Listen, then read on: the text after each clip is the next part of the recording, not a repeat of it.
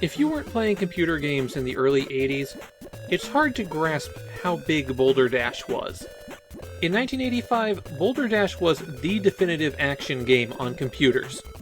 It was released on virtually anything that had a keyboard and could play games in 1984, and it was about as big a hit as computer games got in those days. Data East quickly got involved by making an arcade version of Boulder Dash. Jump ahead 5 years and several Boulder Dash sequels later, and Data East decided it was time to bring this game to the Famicom.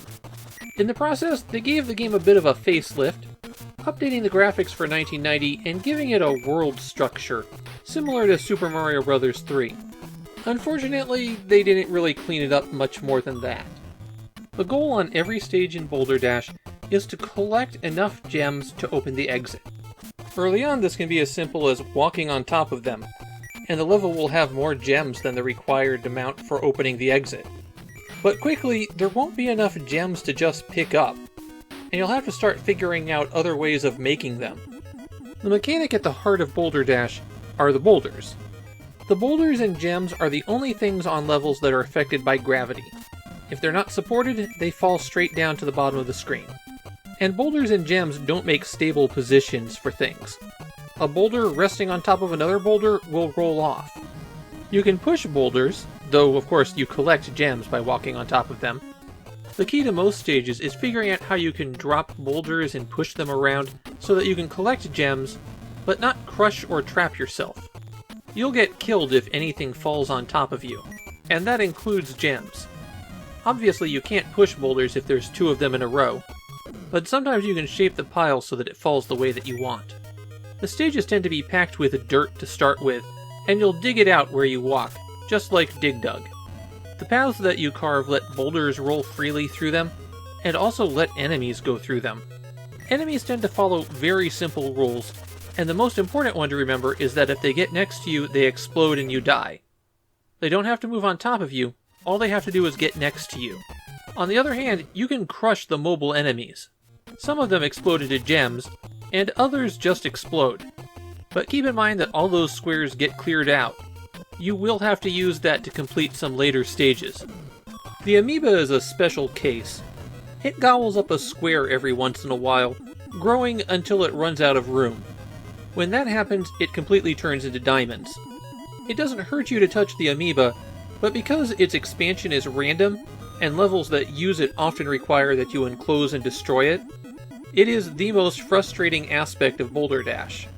I was stuck on one stage trying to get gems from an amoeba for about half an hour as I was recording.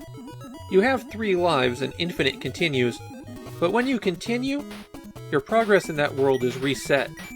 At least you can select any one of the world's 4 stages, so once you've identified the hardest stage in there, you probably will repeat that until you can clear it, then beat the rest.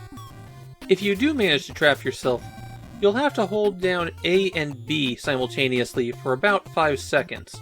That'll kill you off. You're given a password after every world that you clear, and there are 24 worlds. That means almost 100 levels. And that's really all there is to playing Boulder Dash.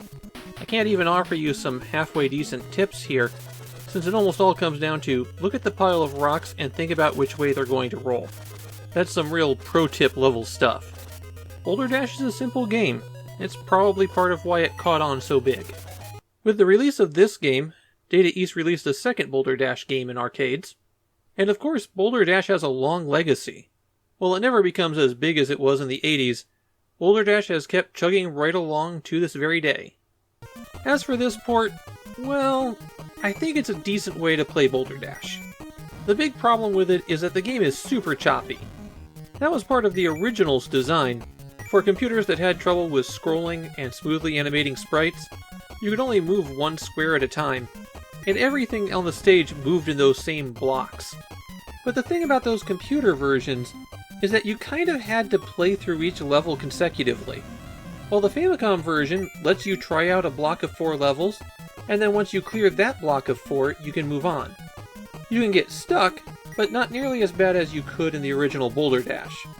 Also, I found that the various updated graphics sets could be a little bit confusing. Like I couldn't tell if I was supposed to be able to push the mammoths or not. It takes a few seconds of pushing before a boulder will move, and because it didn't move in a timely fashion for me, it made me think that the tile set came with new game rules. And when the graphics change, you can't really tell which enemy is which anymore. Still, I think that this is a pretty good port of a game that time has kind of passed by.